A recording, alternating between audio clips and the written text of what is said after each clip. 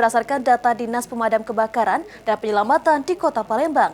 Hingga Mei ini setidaknya sudah terjadi 50 peristiwa kebakaran yang mayoritas dipicu korsleting listrik hingga human error.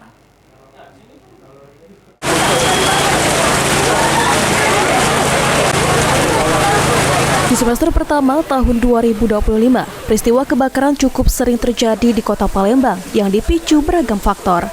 Terhitung berdasarkan data Damkar 4 Palembang sejak Januari hingga Mei 2025, setidaknya sudah terjadi sekitar 50 kejadian kebakaran dengan pemicu yang bervariatif. Namun mayoritas penyebab kebakaran yang terjadi di Kota Palembang disebabkan korsleting listrik dan human error. Untuk penanganan kasus kebakaran, Damkar 4 berusaha sampai di lokasi kejadian paling lambat 15 menit setelah laporan.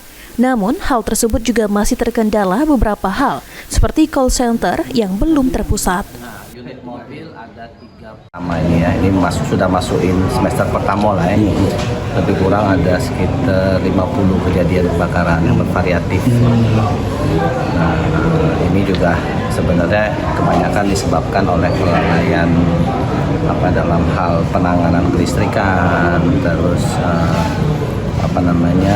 human error lah lebih.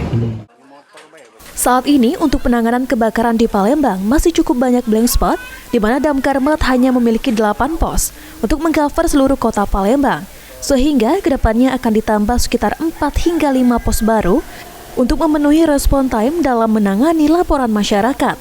Sandi Pratama, PAL TV.